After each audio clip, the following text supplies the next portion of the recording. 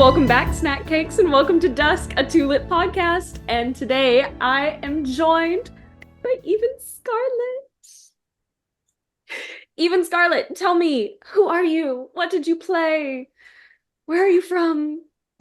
Why, hello, Mama Cosette.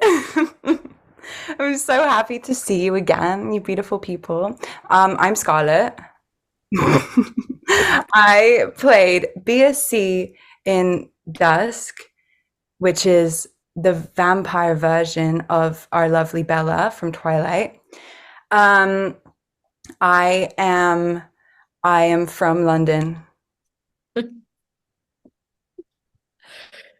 Hello, my name is Eve. I played Robitussin, Rondejam, Ribosome, Rod Stewart.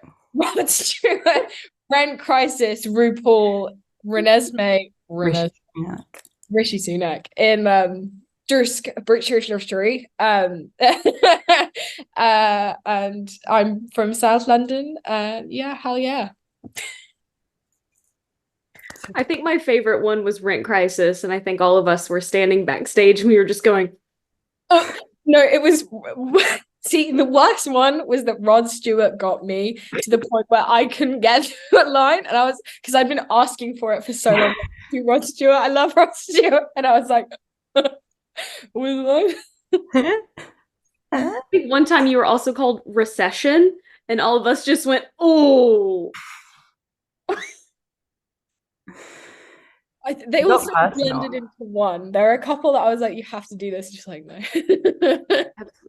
Absolutely not. And then it just happened. It just happened. It had to happen. Like, my Instagram comments from my Dusk Edinburgh Fringe photo dump was just my partner listing off celebrities that they were Googling, being like Rachel Weisz, and like just celebrities with our names. I was like, this has gotten out of hand.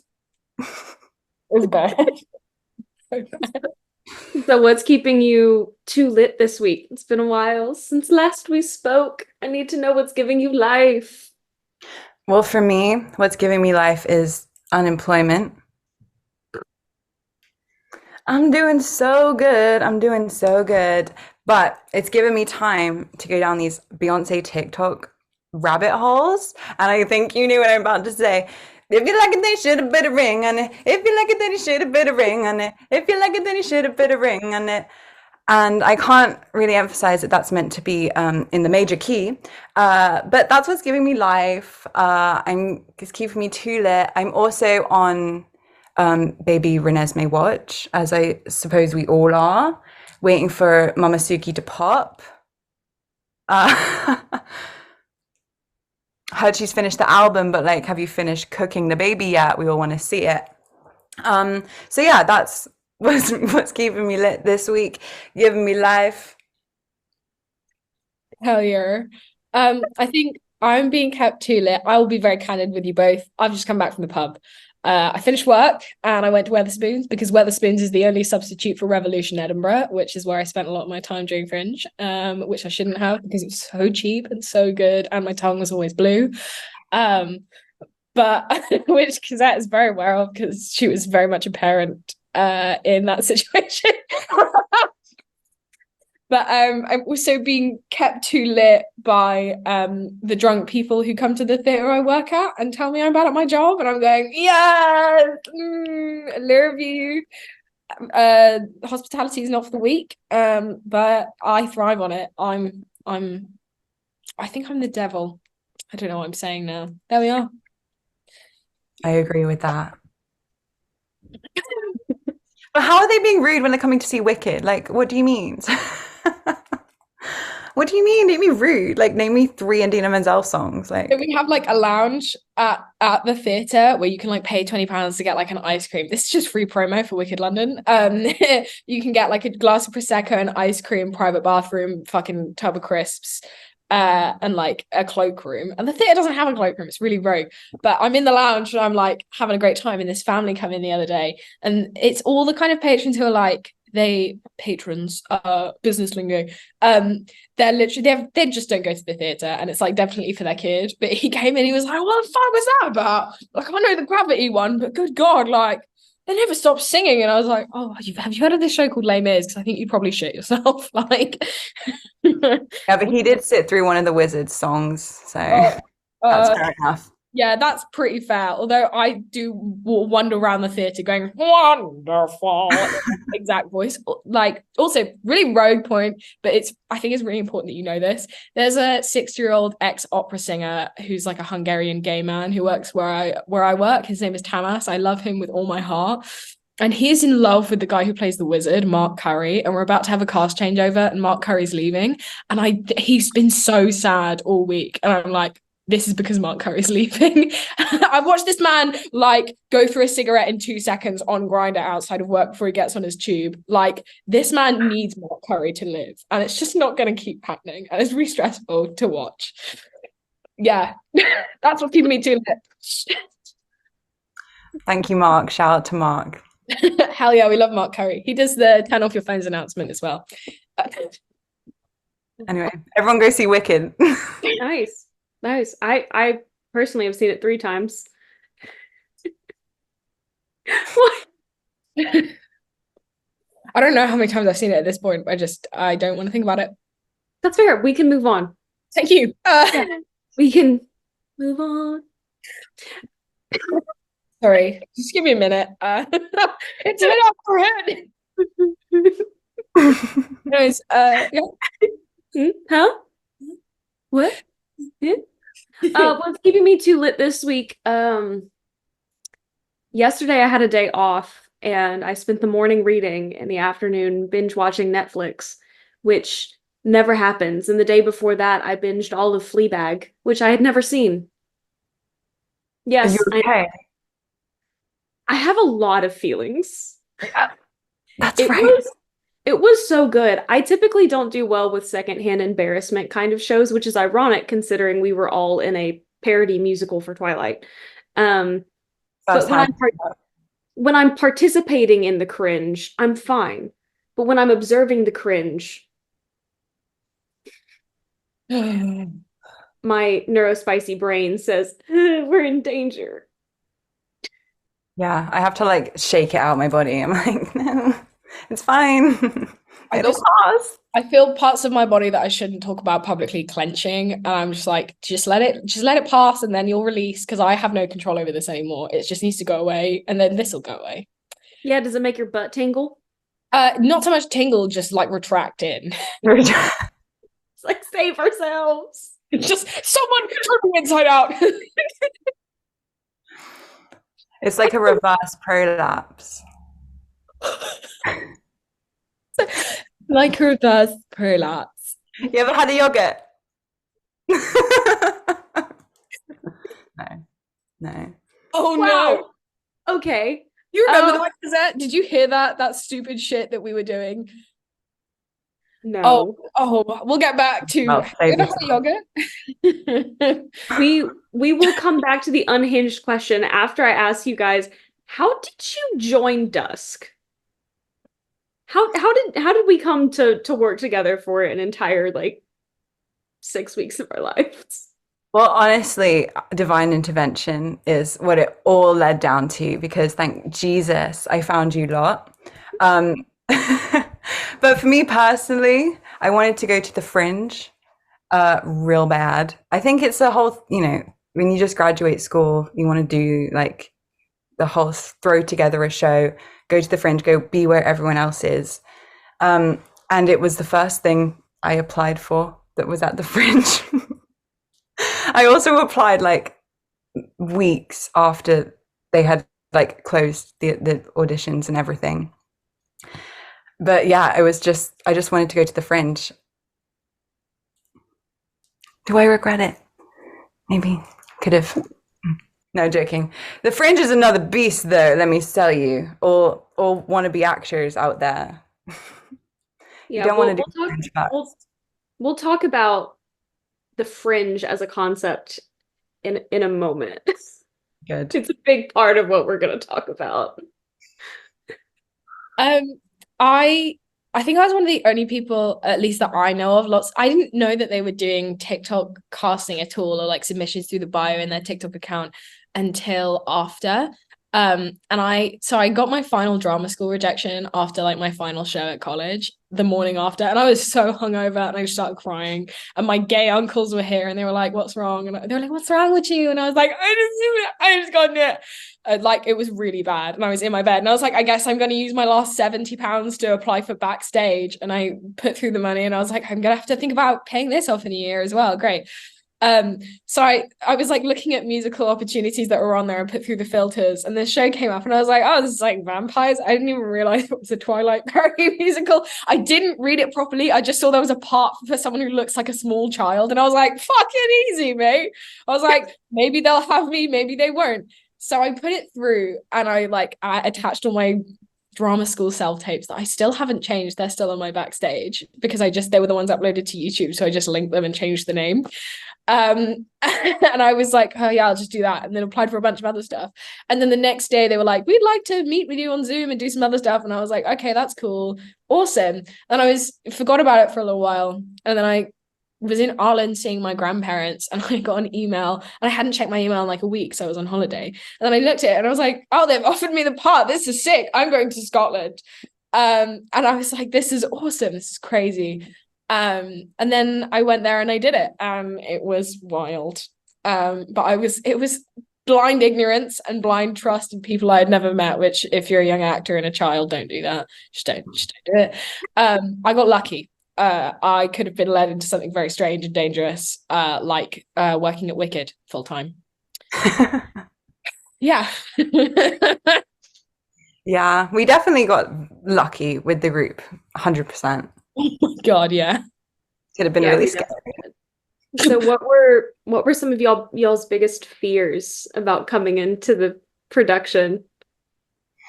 That's a really good question. I suppose because we had like met over Zoom a little bit beforehand. And so I suppose I knew like everyone was American or English, and it was going to be a bit of a like, they're meeting, everyone's from different, who are we, Romania? Love you, Andy. And and I suppose that's always like a bit of a reservation. Just not only is it a new group of people meeting for the first time, but it's also a lot of different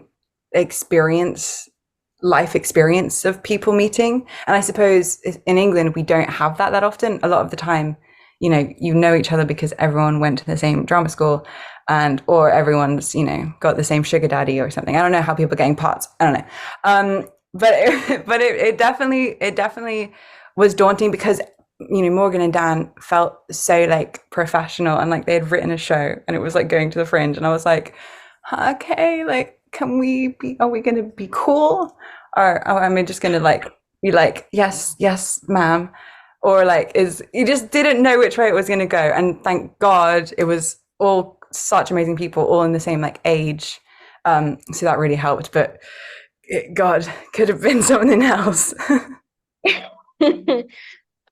I feel like I had so many worries and anxieties about it because it's like the first time I was going away from home for a long time. Because when I went, I was like 18 and I was like, fuck, I don't know it was one of those things where, when something's coming up and you're like, I'm just not going to think about it until it happens. And then I did. And then the karma that happened there was insane. And I got bit in the ass for it because my whole suitcase saga, which was awful and should never be brought up again, but we'll probably talk about it.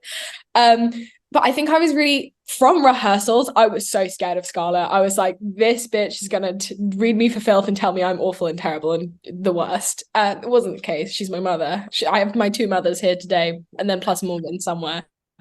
But I was like crapping myself. And I also, because I was like fresh out of college, I was like, I don't know if you had this as well, Scarlett, but I was like, is this going to be like a teacher director dynamic with a student? That's what I had in my head. I was like, I'm so not used to working professionally in a way that I felt like, because any teacher who I had worked with at college in my final show professionally, we got to the point where it was like teacher student. And then there was that nice crossover where I was like, we're working on this final show, we can be more friendly. But when you don't know someone and you're going into that process blind, I was like, I feel like I'm going to be like a small child in this situation and everyone's older than me and I don't know what to do. And it was like that for a while and then it was fine. I think we did talk about that a little bit, I think, pretty early on in the rehearsal process. Um, I heard that you didn't have anything, and I was like, I don't know this person, but I will offer them everything. I still have your sports bra in my drawer, which I'm bringing back because I saw it the other day and I was like, fuck, I have to bring this back for Cosette because I didn't wash it and I wasn't going to give it to her unwashed. Do not worry about it. I'm going to bring it back. It's okay. I'm going to bring it back. So I guess before we talk about the Fringe, we did all start with a really crazy rehearsal experience. So do we want to talk about how unhinged and weird and fun and magical and terrible the rehearsal process was for this production? Oh God, yeah. Yeah, absolutely. We were all saved by the fact that everyone was so professional. If you think about it, everyone came in knowing, not you, Evie Peavy, but everyone came in knowing their stuff, most of us. And then there was me and Eve in the corner, freaking out, running our lines. But thank God, everyone who was actually doing physical stuff and not just having the same scene over and over again, they were all on it. Oh my God, it was so fun to watch. Everyone was dancing. Oh my God, like Lizzie slaying it every night, killed it. Everyone, they were singing, they were being vampires, they kissed. I don't know what else happened. But for us, we were just sitting on the side the whole time because obviously, like, you do the first and last bit and the rest are kind of just lighting cues or being in a certain place in a certain time. So me and Eve absolutely had a whale of a time. Although it was cold, I was cold in my dress in that random rehearsal room. But Eve had a bed, that was her prop. So we sat on the side, literally in bed, and I felt so unprofessional. I was like, this is everything that I've had 3 years at drama school where everyone was saying, you cannot sit on the side, don't go over the dance in the side, don't do this, don't do this. And then me and Eve were like, should we just like go to the bathroom? Like, do you want to go pop out, get a snack, something like that? Obviously, not actually. Not really. But it was definitely unhinged, us like sitting in the corner. But that's when we bonded, I'd say. Not to get cheesy. That's when we started like really loving each other. And, you know, that's kind of when we, I think, established that balance of like, we have each other and like we can rely on each other regardless of if anything were to go wrong. And we also learnt our scripts together, which was really amazing.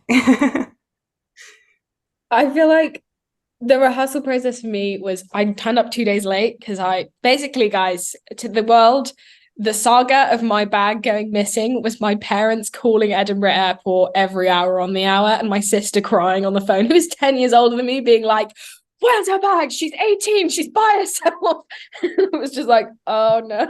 Basically, I flew from Stansted to Edinburgh. And when I got to Stansted in the morning, I woke up late. I had to stay in a hotel because I got there at night and they were like, the terminals aren't open. So you're just going to have to stay in this tiny section of the airport by the door. And I was like, I'm getting a hotel. I have the money. I'm going to do it. Stayed in a Premier Inn, overslept, got an Uber to the airport, got there. Conveyor belts for all the non-carry-on bags were broken, so I got my bag through, or so I thought. Got on the plane that was delayed by 2 hours, got to Edinburgh Airport, my bag wasn't there. All through that time I was fine. I rang my dad as I was walking from the plane to baggage claim, and I was like, I think everything's gonna be fine now, Dad, thanks for being so great. And he was like, he said to me afterwards, he was like, I knew your bag wasn't going to be there. I could just feel it. And I was like, you willed it to happen. I got there was no bag. This Cockney bloke who was working at Edinburgh Airport was like, you right, love? And I was like, no, my bag's not here. And he was like, I'll see if I can track it down. And I just burst into tears. I was like, it was really bad. Met a really great guy called John at the airport, who I'm still friends with, a really sweet man, who went in on his day off to track down my bag. Got my bag, but I had to miss the first 2 days of rehearsal. So when I went in there, I was like, I don't know anyone. All these people are scary and American, and if they're not American, they're Scarlet, who I'm scared of, and I don't know what to do. And I know Zia, who I live with, and I know Beck because I don't think she can cross the road by herself, but she's awesome. But she's awesome. I think that's somewhere in one of our house group chats of me being like, I don't think Beck can cross the road by herself. I got in there, I was like, I'm fucking terrified. And then by the time I had my bag and I was a bit more situated, I was like, okay, this is gonna be fine. And slowly but surely I was like, okay, it's all right. And then it was just the impending doom of, I don't know what I'm doing, because I have only learned this in a very brief way, that it's not enough depth for what I need for this to happen properly. And you were just there like, well, I don't know it either, so I guess we can just maybe fuck around and get this done. And I was like, it's fine, I'm fine. You were like, are you? And I was like I feel like I got a lot of people that way by them being like, yeah, does this sound okay? And I'm like, I don't know, are you actually okay? And the number of people in the cast who would be like, no, actually, and just like break down, and I'd have to be like, okay, this is something different. Especially in the week before we started the matinees, I feel like was the boiling point for so many people of like, we knew what was coming and we didn't know how any of us were going to cope with it. So we were all like, like literally posing statues, or like, have you seen in My Fair Lady where they do like at the races and they're all just in that like, it was like everyone was frozen waiting for someone to fucking fall, to be like, we'll pick you up, but we'll do it very gently because we're all quite gentle. We didn't know who was going to fall first. No, I tried to warn you guys as a Fringe veteran. I tried to warn you all to take care of yourselves because the Fringe is not for the faint of heart, especially if you're doing as many shows. Like, I was worried for everyone collectively health-wise when we were just doing, 22 shows, and then we added 5 more. So, yeah. Do we want to talk about our experience of the Fringe, not the unhinged moments of our experience of the Fringe, but just like what it was like to actually be a performer during the Fringe experience? Being a performer at the Fringe, I thought it was gonna be like a bit like, oh my God, I'm a performer at the Fringe. Like, oh, I'm at the Fringe. Like, I'm doing this show at the Fringe. It turned out it was more like, I'm at the Fringe. Oh God. And like, tell me why that first couple of days we bought the pass for the venue. We were like, we're gonna see every show on at the venue. I maybe saw one, maybe 0. I did see 0. It was 0. And it's just, all of a sudden you're like, oh no, this is the worst, most exhausting thing anyone has ever done in the world. And then you meet someone who's like, oh, I'm also doing a show. And you're like, oh my God, this is the best thing ever. And you have a buddy who's in it, who is knowing exactly what you're going through. And you're like, I want to go see your show. And then you're like, oh, our shows are on at the same time. Okay, I guess just kill ourselves then. Yeah. I feel like I literally saw 2 shows. Other than, listening to our own show from backstage and sitting down and, being in everyone's way and helping with quick change. 1 quick change. Actually 2 if you count Sarah's crown.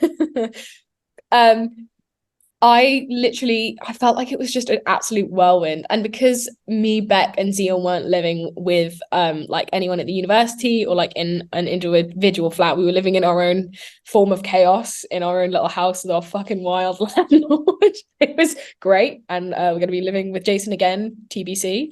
But it was like, I think one of the things I found is like you could speak to anyone, and I think it's just Scotland in general. And I think something I pride myself in being to somewhat extent observant, like watching locals try and just be like, I have to just get through this month and then I'll be fine because I hate all these people. Speaking to those people and people who like Southsiders was their local, where we would go for drinks after the show, XYZ, and just chatting to those people and being like, what do you think of this whole thing? So I want your opinion, because if something like this happened in like my grandparents' hometown, I'm pretty sure my grandma would have a conniption fit. Like, and I think it's kind of if this kind of thing were to have happened in London, like the Fringe, on that kind of a scale, I think London would be unbearable in a million different ways, but mainly Londoners would just be like, I hate this, I'm gonna leave. So I like fucking big props to the people of Edinburgh, because watching them struggle through it, they're the real heroes, guys. But also, one thing I found wild and just Fringe as an experience is all of the schools that came from America to put on a show at Fringe. Like that was like part of their thing. I was like, that's insane. There was a school that did spelling bee, and me, Beck, and Zia met them on the bus home. They were like, oh my God, we made a PowerPoint to come see your show. We were like, and they did it, and they said yes. And I was like, that's so cool. And their production was like, I love spelling bee. It's just one of my favorite shows. And I was like, you guys are so awesome. And they gave us key rings with little bees on them. It was just so cool to see that it's not just, you know, out of work actors in their 30s who just want to feel something. Late 30s, might I add. I'm speaking mainly about one of my colleagues at work who also did Fringe at the same time with us, who did a Die Hard parody musical. Yeah. Did you see that, Scarlett? No, but I heard that they were doing it. He was playing Alan Rickman's part, and it was just, and he ripped his trousers on stage. It was rogue. Yeah. And they were like really awfully tight, grey, like 80s Alan Rickman Gruber pantsuit, like, yeah. Yeah, in that exactly, just with the shoulder. Yeah. But yeah, it was sick, and I'm so excited to do it again and do it properly. And not just die. Yeah, Fringe is an absolutely insane experience, and it is really hard to explain to other people kind of what it's like to live that experience. Because, you know, professionally acting, you know, you go and do a show in the evening, or, you know, you've got 2 a day, but that's all you're doing most of the time. Like that's structured, it's scheduled, it's gonna happen. It's not. Yeah, and the Fringe is just not that. No. No. And as someone who lives in Edinburgh for 11 months after the Fringe every year, I love and hate how divisive the Fringe experience is for locals as well, because it does bring a lot of good into the city, but it doesn't really reflect back into small businesses for most of the rest of the year. So it can be really difficult as well. And most locals absolutely hate the fact that their phones don't work, their internet doesn't work, the buses just don't work during August. It's absolutely insane. Speaking of absolutely insane, I know you guys are dying to talk about the unhinged experiences you had during the Fringe. So I'm just going to leave that low-hanging fruit out there if anyone would like to bring anything to the table. Which one? I mean, any and all. Any you're comfortable sharing. Fringe audiences are equally as unhinged as the shows that are put on at the Fringe. And I suppose it's kind of like military boot camp for actors, for like audiences. So really anything goes. Anything goes. And I suppose if I was a more like controlling person, or like if I was the person I'm meant to be, that would have really like upset me and annoyed me. But you just have to laugh at it because it's honestly a privilege to be up on stage, and they're jealous of you. That's literally it. They're jealous of us in our Amazon wigs. They're jealous. And that's okay. That's okay, baby girl. You move on. You move on. Oh. Anyway, Eve, you go. Go on, babes. Go on, babes. Come back. There were many times, there are some really brilliant pictures that were born out of when I had pink eye, and I was wearing Jamie's hat, and I had sunglasses on, and my mic lead was just coming out the back of my costume that I actually stole from somewhere. I didn't steal it, I borrowed it, still on loan technically, but I still have it in my possession. And sometimes I put it on and I'm like, oh my God, remember this? And then I put it away because I'm ashamed of myself. It's called Catholic guilt. I think Cosette knows a thing or two about that. Sorry. Sorry. It's fine. Morgan does. We're all struggling. We're all born sinners. That's all I'm gonna say. And the rest is an Amazon wig. But basically, I think the ones that stick out to me is they're both related to shit. One is I very nearly missed an entrance because I thought I had enough time to take a shit and I didn't. And someone ran into the bathroom to get me and I ran back and we went on stage and it was fine. I think. And then the other one was it was during one of the final week matinees, and I went into the bathroom, and because of like fire safety, we couldn't have our clothing rails in the hallway anymore, so we had to move them into the ladies' bathroom. And everyone was in there like changing or just getting themselves ready. And I walked in and everyone was there and I really needed to shit. And I was like, oh, great, you guys are gonna hear me shit. My mic was still on and that fed through during the show. And I don't know what happened inside, which Cosette can happily take, but I wasn't aware until I walked back in and everyone was looking at me like I had two heads. And it was rough. And I just felt a lot of feelings for the rest of that show. And then yeah. Yeah. It was a rough day. It wasn't our proudest moment, of which there were many. That wouldn't be one of them. Yeah, and I didn't get to shit, and I still haven't shit to this day. I never shot again. That was it. I dropped up. Coming to you this Fringe season, Eve McCarthy and the Enema. It's a one-woman show. Hope you enjoy. It's very Arto theme. Yeah, there's lots of brown silk and some dancers who I picked up off the street, but they're gonna have big careers. Sorry. Cosette, what was that like on stage for you? We didn't know what was happening until you kept talking. Because unfortunately, you said that with such vigor that it came out in a moment of silence between dialogue. And all of us just kind of stopped and looked at each other backstage. And I was like, someone run and tell her. Someone run and tell her that her mic is on. And you kept talking and I was like, it's Eve in the bathroom. Go now. And then Zia sprinting through. Yeah. Like, because I was about to go back on stage, so I couldn't be the one to run. But I was like slapping people, being like, someone go. And the worst part was, from the way that Zia spoke, I knew that you had sent her. I was like, this is do or die. I'm going to be strung by the neck from the lighting rig and Wyatt's going to poke my dead body.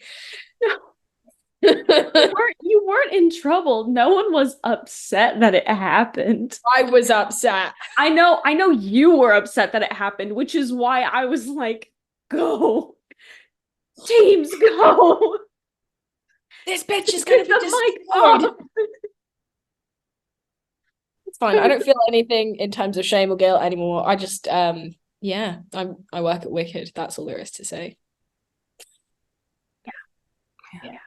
There's something that's really humbling about the Fringe experience and people's, there's like a threshold of courtesy that people usually have that just doesn't exist during the Fringe.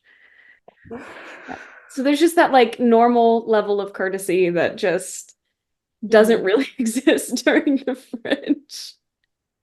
There were some people who didn't realize that our group was a lot bigger than we actually were. And so they would start talking shit about our group to other members of our group. Anthony was just concerned about like washing his muscle suit every night because it stank. It was awful. As somebody who got dressed, who got quick change like next to him, he would come off stage and you could see steam. Andy too. You would see steam coming off of them. And I'm just like... But it was easier for Andy because like your body retains heat in your head and your feet. So he had less barriers to get it out from the top. For context, Andy was bald. He's not anymore. He's not anymore. I'm joking. Oh.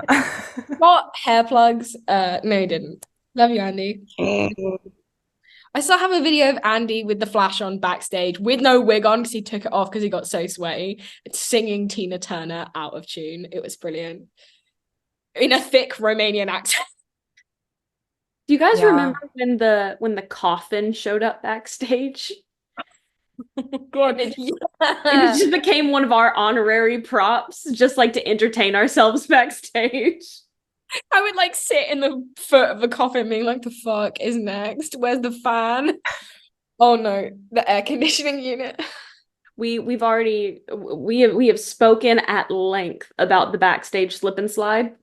Oh, thank good. Yeah, because that was and Jamie's mini mustaches getting sucked into the air vent and found on the bottom of people's shoes. And the bottom of like my bed. Yeah. Oh my god. As someone who wore slippers, which I have in my room and they're on my top shelf because I know the smell lingers. Those fucking slippers in that backstage slip and slide. Ew. Yeah. Gross. Yeah. I would also like to point out the fact that we sweat so much in that room that my tights dry rotted. Oh God. It was so bad. If you watch the pro shot really closely, you will see my tights pop on stage during the baseball scene because I had sweat in them so much and washed them after every single run. I had a pack of 4 tights. By the end of them, every single one of them was dead. That makes me really uncomfortable. I had rat wig for the first half of the run. Rat wig was a wig that had been used by Lola in the original production in Erie. And Lola and I are real tight on Instagram. She's like 15 and I love her so much. She's so cool. But I was like, I'm wearing the same wig as Lola. This is so cool. And I would send her pictures. But like, I swear to God, the mats in that wig were worse than like, I feel like Donatella Versace's like 80-year-old crusty rat dog. Like the mats that would be in a dog like that were in like the back of this wig, the front of this wig, the ends. I spent one night, as opposed to going out or doing anything or having fun, I painstakingly combed through that wig with my landlord walking through the house being like, are you okay? I was like, it's just my wig, with oil and a spray, literally ripping hair by hair out and then snipping it with kitchen scissors. And then the second I put it in my bag, tied up, tight, ready, and I would brush it out before I left every day. I got that and it was just like Matt City. It was awful. I think per show basis, you guys did have the worst track record for breaking, and it wasn't always your fault. Would you like to talk about some memorable moments that made you absolutely break on stage? Well, my favorite one was, what was it? Literally the night before the last night. And obviously our show is ridiculously long without an intermission. So fair enough. People get hot, people are late for trains, people need the toilet, people need a drink. That's fine. But obviously the entrance and exit of our lovely theatre happened to be right across the stage. Now, our positioning for a couple of our scenes happened to be right at the front of the stage, kind of, some people would say like in the line of the door. Maybe you could say that. I don't know. Some people would. So it just so happened that we come on stage for our last little bit. We're like, oh my God, we've done 4 weeks of the Fringe. This is amazing. Sorry, my cat just coming. He's got shit to say about this too. And suddenly, lovely Mr. and Mrs. McDonald from down the road run up to us. And I'm like, oh my God, audience participation. This is so exciting. And they're like, where's the door? And I'm like, girl, there. And they're like, where's the door? And I'm like, here, there's the door here. And they're like, wait, where's the door? So instead of just like being like, I'm so sorry, like we got a train, like here's the door. Obviously they got panicked. We were all panicked. Don't worry, babes. It was all fine. We were panicked. So they just decide to use the other door, on the other side of the stage. So they just like run across. And they just like run across the stage. Like, is that not the punchline? They run across the stage. They say, "So we've got a train. So we've got a train to catch." I was like, yeah, very likely story at 11:45. Sure, you're going home now. But they were part of our show for a little bit, led to literally the worst break in history. Like, we just stood there for like 5 minutes just laughing. Literally 5 minutes just laughing. Oh, it was so like, what are we doing? We just laughed. It was so bad backstage. We were all dead silent trying to figure out if we needed to call a show hold because we thought you were crying. Oh, not crying. It was like Dan got a video by some grace of God. He didn't get them walking, but it was literally just pure, like you were like laughing silently, looking down. I was staring out into the audience, no sound, just going. Yeah, like static. Because I was like, I'm gonna carry on, and then I look at Eve, and she's like, and I was like, no, because I found that every time, this is like quite sweet now that I think back on it, but because we bonded so much in that rehearsal period of just being two fucking headless chickens, when we got to doing shows, there were some moments, especially in the opening scene, where I looked at you and I was like, I can't do this. Because you would look at me and you would go, "Oh, I'm supposed to do this," and I'd be like, just struggling so much to not actually like let my bladder release and piss on the floor, crying, laughing. It was so bad. And there was all like the Rod Stewart break was really bad because I flubbed like 3 lines and I went, "You just don't understand." And I was just breathing really heavily, like it was awful. It was like something from like the Ostentatious improv show. Because I was literally like just like small bursts of noise, like what's next? What's next? It was really bad. There was also one that I don't think I was a part of, but I heard about it after some old woman walked through our exit and round. Maybe I'm making this up, but I feel like that's something that happened. There were many times when people would walk into our backstage thinking it was part of the bar or the restroom. And a few times I was changing when that happened, so people got a different kind of show. Yeah, well, or the fact that you could open our backstage and then the bar was just there, and sometimes you'd open the backstage door and like, you know, poor Anthony or something would be changing and it'd be like pants down, like, ooh, and you just open the door and suddenly it would be like, "Here's the bar, everyone. Here's Anthony's pants." It happened. I'm so sorry, Anthony. I'm so sorry. Anthony had an uncanny ability to open the door right when I was changing. Like every single show, at some point, I would be changing, and he knew when they were because we would change right across from each other. And he'd be like, "Oh, I'm sorry. I'm sorry. I'm sorry." No, it was the, "Oh, sorry." The face of like, sorry. I'm in. He was. I have like videos of him in the muscle suit backstage, like going along with like the music, like a fucking anime TikToker, and it's the funniest thing in the world. And then someone opened the door, and he was like, because he's so on guard from being just exposed. I think every single one of us broke at some point during the run, and that was just a part of the journey. Part of the journey. I only broke once. But it was spectacular. Yeah. Maybe Dusk was the friends we made along the way. I mean, we're still talking after 6 months, so that's yeah. I mean, positive. Scarlet, I think she's being like held at gunpoint, but I don't know. It's the climb.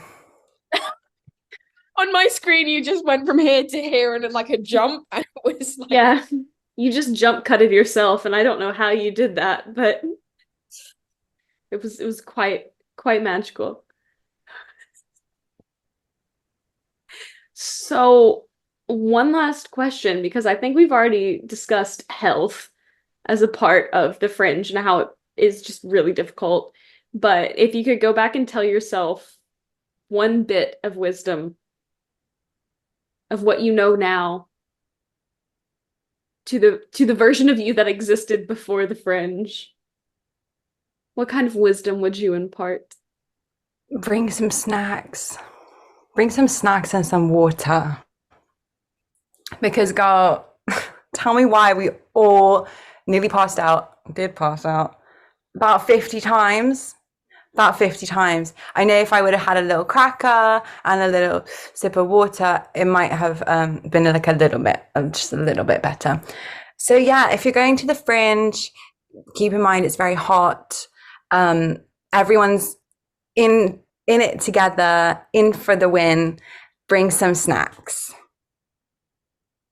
Yeah, I think those protein bars in the dressing room kept us alive for that last week. The ones that we just found in a box, which is really gross. Don't do that. Yeah, they were good though. I've been looking for that brand. That and Liquid IV, specifically, which was so gross, but it worked. I also think Lewis Hamilton Monster, as good as it may taste, is not the answer. I found myself soul searching at the bottom of a can of Lewis Hamilton Monster before every show, and it wasn't there. My soul was actually in my wig and in Dusk. And also, if you're going to Fringe, save money for Ubers, because if you want to go out and have fun, you need safety money for Ubers, especially as a woman. All very good advice. Also, take it easy on the monsters in general, and energy drinks in general. I was so afraid for all of y'all who were just like chugging them before going on stage. I'm like, it is 30 degrees Celsius in that room. You've just chugged a monster. You're wearing 6 layers of clothing and dancing. You're going to have a heart attack at the age of 20. Please stop. Drink some water, please. Specifically Helen, because she loved them just for the taste. That's scary. It tastes so good.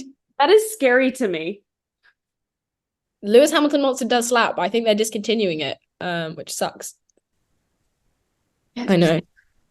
All of it's scary. All of it's terrifying. I don't know how you guys drink those. I feel like I'm gonna have a freaking panic attack every time I drink those.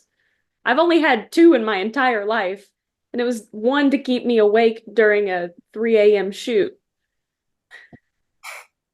The other one because I was curious. There's so many flavors, right? I'm like, we should shop around a little bit.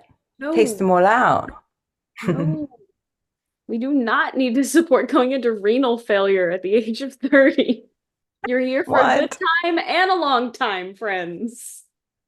Hell yeah. Listen to Mama Cosette and you'll probably stay alive better than most of other actors under the age of 30. It feels like common sense. Especially if you're singing 27 shows in a 30-day period. My thing was, don't be afraid to say that you just can't do anything else. Because I have so many friends who do the Fringe, and, you know, it's just kind of an unspoken understanding that you're not going to be able to support each other in the way you typically would in regular time. So I only got to see one other show. I know you guys spoke about only being able to see 0 shows.